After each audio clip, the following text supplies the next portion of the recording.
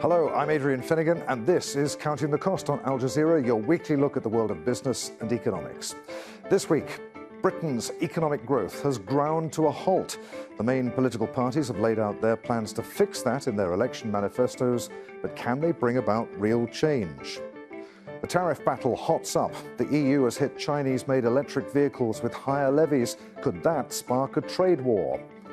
And Elon Musk's eye-popping pay. The billionaire has been awarded the largest compensation package granted to an executive at a US-listed company. But is he worth it?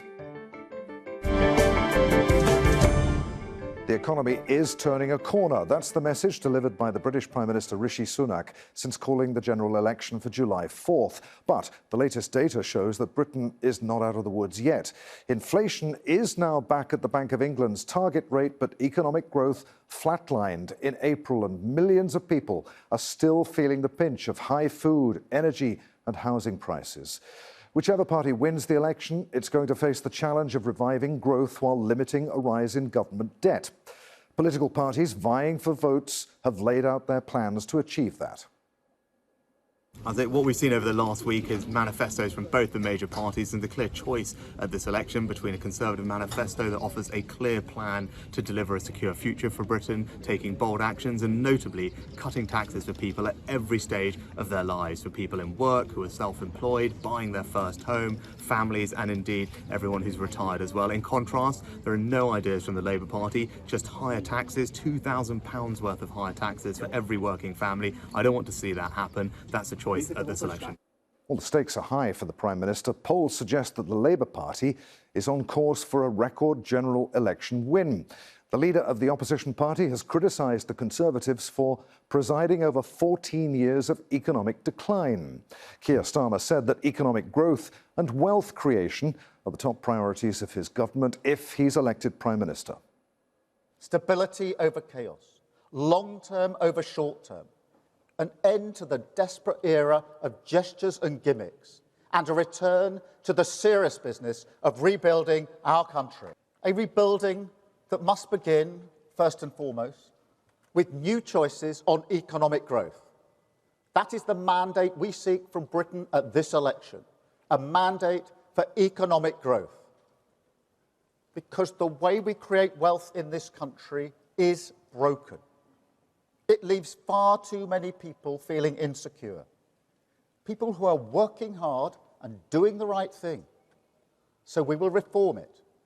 And we will keep on reforming it until it delivers for them. Well, all parties are promising to revive the British economy. Let's take a closer look at how. The Conservatives say that they will cut around $21 billion in taxes. They've also pledged to fix the UK's housing crisis by building 1.6 million new homes over the next 5 years and to recruit thousands of nurses and doctors by 2029 to meet the staffing needs of the struggling National Health Service, or NHS.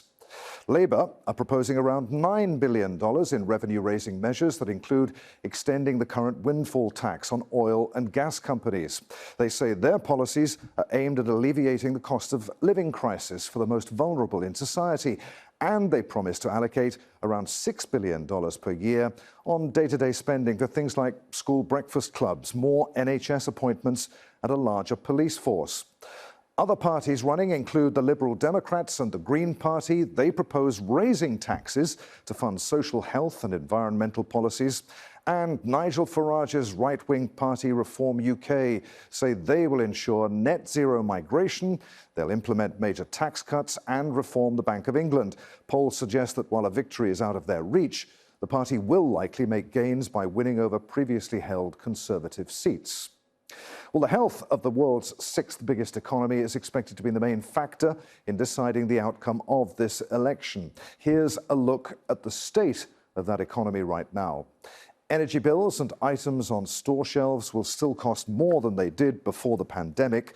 Wage growth remains strong in the 3 months to April, but mortgages and rents have rocketed, eating to household incomes. More people are falling into poverty and more are turning to food banks. Trussell Trust says that it provided 3 million emergency food parcels to people in need last year, and that's a record number for the charity. And the number of patients waiting for non-emergency treatment at the National Health Service has climbed to around 6.3 million in March. Now, when they cast their ballots, voters will likely consider whether they're better off since the Conservatives came to power in 2010. That period has included the double economic shocks of a pandemic and the war in Ukraine. To discuss all of this, joining us now from London, Michael Jacobs. He's a professor of political economy and a former senior advisor for the Global Commission on the Economy. Good to have you with us, Michael. Can the British economy afford the tax and spending promises that the major parties right now are selling to voters? Are the pledges fully and realistically costed? Well, both of the major parties would claim that their plans are fully costed. Lots of the independent commentators are doubting that. And the reason for that is that the current plans on which both parties have based their manifesto pledges include some really rather incredible claims about the future, where spending does not rise in line with the demands, for example, on the National Health Service, which are very strong. So most of the independent commentators are very dubious about the claims being made by both political parties, not because they won't do the things that they say they're going to do, but just because the underlying situation of the British public finances is really very poor. And growth, as your little report there has said, has been extremely weak, not just over the last few months, but consistently really over the last 14 years or so, but particularly since the pandemic. And the British economy is just not in a very good place. And obviously, if the economy is not growing, then it's very difficult to fulfill your spending and your tax pledges. Fiscal responsibility is baked into the DNA of the Conservatives who are in power right now. Well, no, I would doubt that. I think it may be baked into the way they talk about it. But if you look at their actual record, it's been of extraordinary fiscal position. We know that in the so-called mini budget of the very short-lived Prime Minister Liz Truss, uncosted tax cuts and spending meant that the pound fell to a record low, interest rates rose very highly. That was not fiscal responsibility. And I think it's a very odd claim that the Conservatives are the guardians of fiscal responsibility. You took the words right out of my mouth there. Before I could even ask the question, you anticipated what I was going to say. Why is neither party, neither of the two major parties, talking about Brexit, which it could be argued has caused more harm to the British economy than either the pandemic or the war in Ukraine combined? That's true. The independent estimates are that it's taken about 4% of British GDP, and that damage will continue as long as we're out of the European single market and customs union. That's the UK's much the largest, biggest market. Nearly 50% of our trade is with the rest of Europe. But that decision has been settled, and the reason the two parties are not talking about it is that they have both concluded, rightly in my view, that the British public made a decision in a referendum, right or wrong, and do not regard it as appropriate for a government to come along just a couple of years later and say, we're going to go back on the decision that was made by the British public. Whatever you think about that decision, that was a democratic choice in the method that the government asked the British public to make.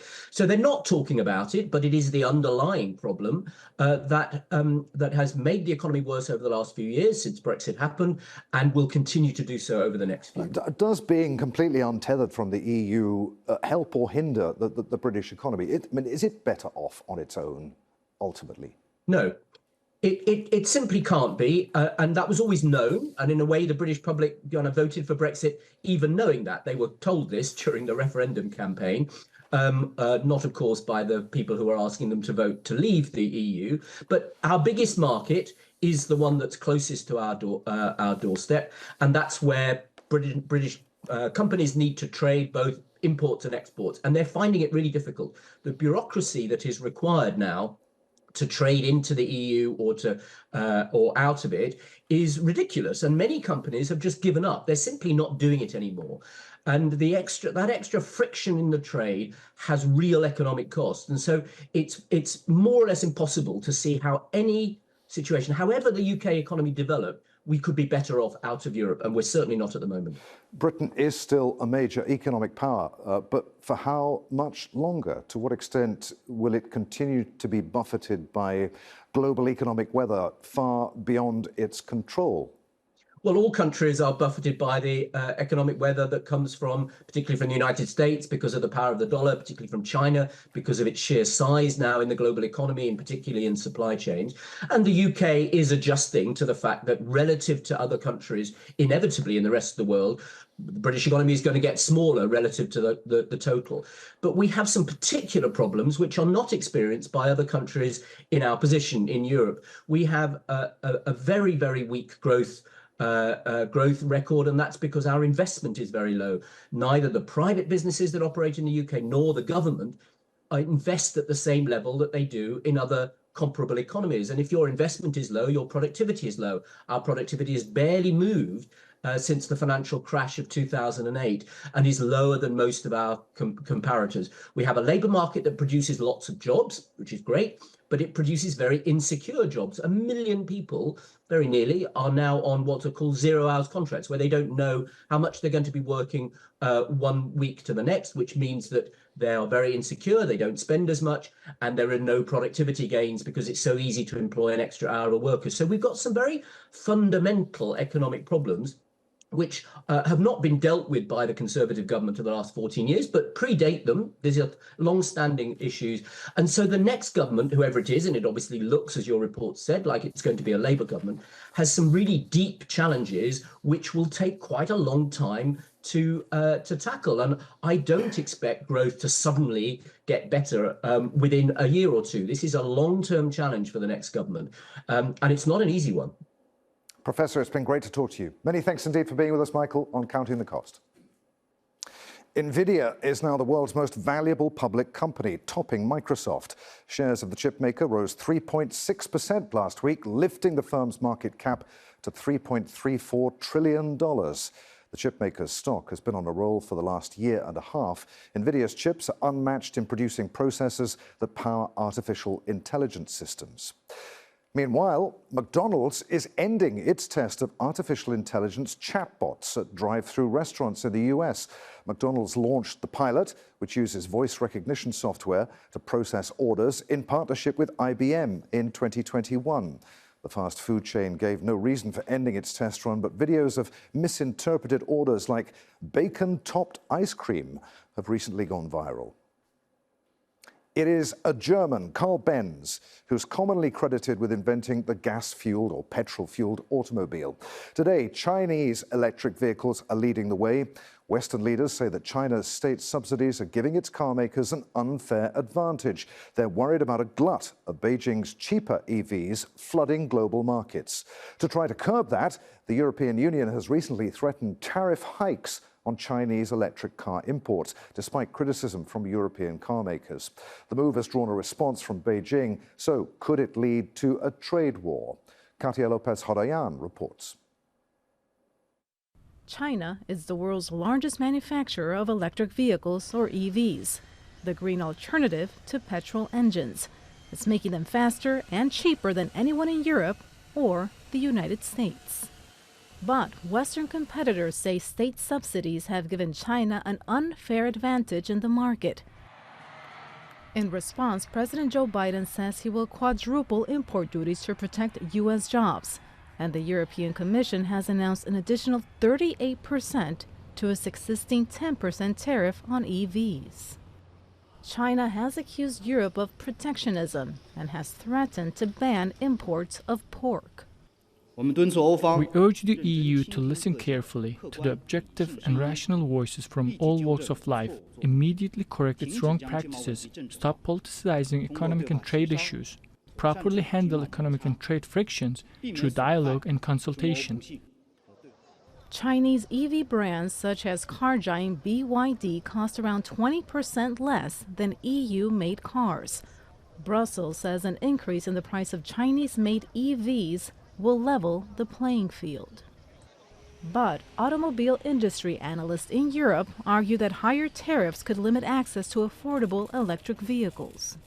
From the consumer's point of view, such a measure is definitely not understandable. The whole of Europe is clamouring for cheap electric cars. Now we have cheap electric cars, which are also very well received by consumers. And now we are suddenly making these EVs more expensive again. And consumers are concerned they won't be able to afford and make the switch that governments want people to make. So this will make it even more difficult for people like me to buy an electric car. As the global shift towards sustainability continues, it remains unclear just how the trade clash between the EU and China will impact the consumer and the environment. Katia Lopez-Odoyan, Al Jazeera, for Counting the Cost.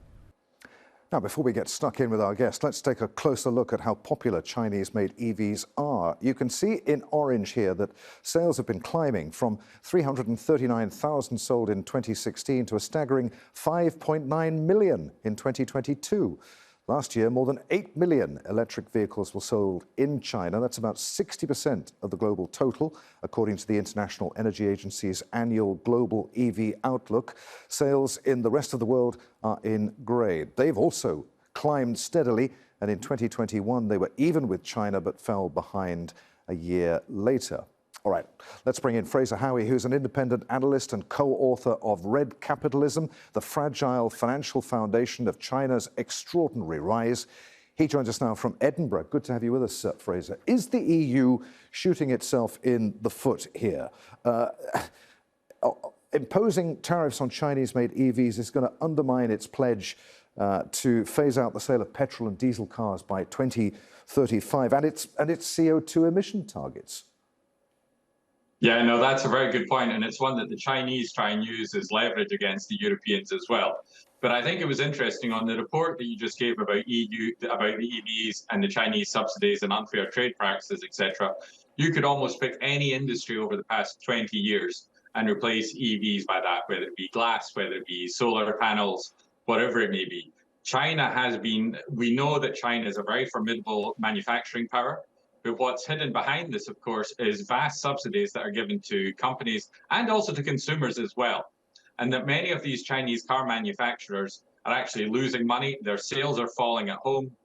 And the Europeans and the Americans are concerned that basically China is just dumping excess supply in the marketplace overseas, which will ultimately impact and basically push their own car companies to the wall. That's not to say the Europeans or American companies haven't been slow. It's not to say that the Chinese companies aren't building better cars than they were even just 3 or 4 years ago. But this is, sadly, China has gamed the system under the WTO, and at long last, the Europeans and Americans are pushing back. But can demand for EVs in Europe be met solely by European manufacturers? I mean, surely these vehicles made by China, they're needed, aren't they? Well, you can certainly argue there's need for lower emissions, more EVs is part of that, of course. Not to say that EV production is not environmentally harmful. We know that the minerals required are very destructive. There may be tailpipe emissions are clearly zero, but that's not to say that this is simply just the entire supply chain is green. But there's a number of issues that can be addressed here about where are the vehicles made, why not share technology. When foreign companies went into China, China demanded that technology was shared with local producers. Why not allow Chinese companies to come to Europe and share technology? There's also a question which is very different from petrol-driven cars, is about data. EVs are basically computers on wheels. Who is storing that data? Who is controlling that data? Will Chinese companies be able to follow cars, basically have a map of where all cars are driving in the EU because of the electronics in these cars? Where is that information being shared? Who's it being shared with? So it's a very complicated picture. Sadly, that this battle is being fought over an issue of lower emissions and climate change, which is very important. But sadly, the battle needs to be fought. Where do European automobile manufacturers stand on this? How much business are they doing in China? I mean, BMW makes its electric Mini in China, doesn't it, which sells in Europe. How much business do they stand to lose if China retaliates? Well, this is particularly the German car manufacturers have become extremely dependent on China. So often many of their statements, you would think that they're actually Chinese manufacturers, not German ones. They seem to be defending. And indeed, these are multinational companies. They're no longer tethered even to their country of origin. So they're very worried that if there is major European pushback, that this will impact their business in China. Clearly, BMW, Mercedes are still very high quality brands and are seen as status symbols in China and elsewhere. They are catching up with Chinese EV manufacturers, but frankly, the European manufacturers have been caught on the hop here. They have allowed over COVID, the Chinese manufacturers have really caught up. They're producing good quality cars now. That simply wasn't true 5 years ago. So in the EV space, they've certainly got a lead there, and they're trailing, and they don't like that. But at the same time, they don't want to basically seem to be confrontational with China. Is there any way that Chinese manufacturers could get around these tariffs by, for instance, building vehicles in the EU? Possibly, but as I say, that's only part of the solution, perhaps.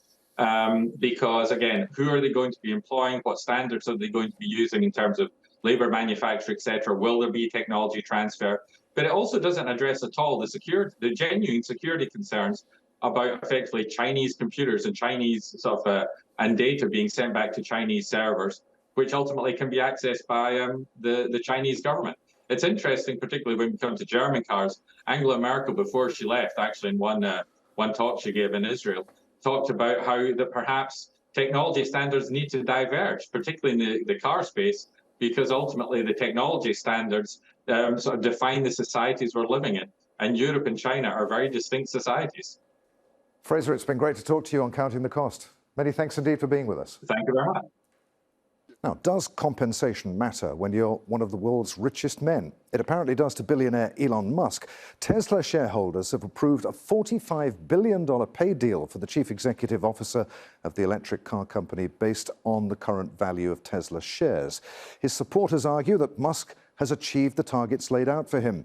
The carmaker's market value reached more than $1 trillion at its peak, but sales and earnings have recently slumped. The multi-billion-dollar question is, would the company have been as successful without him? Well, the decision was seen as a vote of confidence in his management of the carmaker.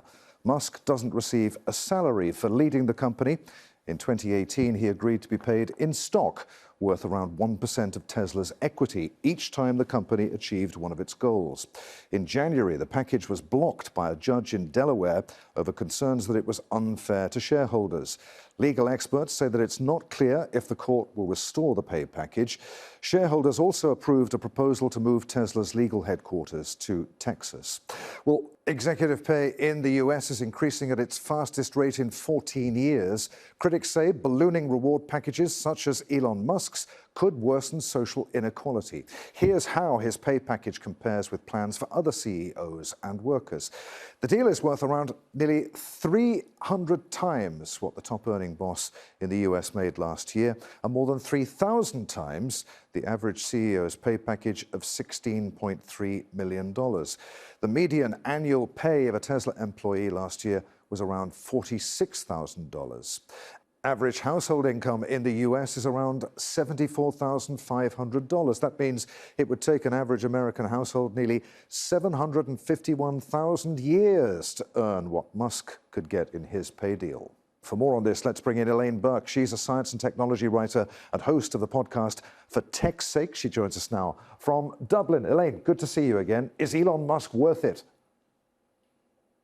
Well, I mean, whatever your feelings towards the man, there are some objective things that would put pause, I would imagine, on awarding such a pay package, because he's not just CEO of Tesla. He spreads himself quite thin. He's CEO of Neuralink. He's CEO of SpaceX. He is effectively leading X, even though he's not the CEO there. And he is embarking on this new venture with XAI that he seems quite impassioned about. So, and you would wonder if the lack of innovation in Tesla recently, the slowness of getting products to market when they were promised, the recent slump in sales that you mentioned, are because that they have a leader who is ultimately distracted. But what he has effectively done is created a cult around himself. And as you mentioned, his valuation is very much tied up in the value of the companies that he's head of. And when he has this fandom around him, and a lot of them being shareholders in Tesla who voted in this pay package, he continues to be rich and powerful because people want him to be. They are fans of him and they don't want him to fail. The amount of money earned by the average CEO in the US is dwarfed by what Elon Musk has been promised. But has executive pay got out of hand, do you think? I think what's kind of a bigger problem about this is that it becomes a question about Elon Musk's pay package, which, as you mentioned, eclipses any other pay package in the US. And already there should be a debate around that, because you're talking about a disparity in pay between low-end workers and high-end workers that has been increasing exponentially over a long period of time and hasn't shown any signs of stopping. And then you have this one man whose pay package can be 300 times that. And that kind of starts to take too much of the conversation, because you can't just solve the Elon problem and solve the problem for the pay disparity everywhere else. That continues to exist. His is kind of an outlier in the conversation. But do high salary packages for CEOs actually drive performance? I mean, you said about Elon Musk spreading himself very thinly. Do shareholders get value for money? Well, because the CEO kind of becomes the figurehead of the company in a lot of ways. And certainly in the case of Elon Musk, you see that. You see that also in the cases like someone like Tim Cook, who actually is like a face and a figurehead of Apple. So the value of the company actually becomes intrinsically tied with their cult of personality. So actually having a figurehead who can drive a fandom, who can G people up and attract more people into buying stock in the company, that obviously helps the shareholding for everybody. So the cult of personality has effectively become hugely valuable to these companies. And again, like, your feelings on the man aside, whether you are pro or against, he has a lot of fans. He has a cult built around him, and they will support him. People at the shareholder meeting were wearing Cybertruck t-shirts. They were hooting and hollering at the result of the vote. So it is something more like a rock star vibe than like a CEO, but that actually does become intrinsically linked to the value of the company. It's always good to talk to you, Elaine. Many thanks indeed for being with us again on Counting the Cost. And that's our show for this week. If you'd like to comment on anything that you've seen, I'm at @afinnegan on X. Use the hashtag AJCTC if you can. You could also drop us a line. Countingthecost@aljazeera.net is our email address. As always, there's plenty more for you online at aljazeera.com/CTC. That takes you straight to our page, and there you'll find individual reports, links, and entire episodes for you to catch up on. But that's it for this edition of Counting the Cost. I'm Adrian Finnegan from the whole team here in Doha. Thanks for being with us. The news on Al Jazeera is next.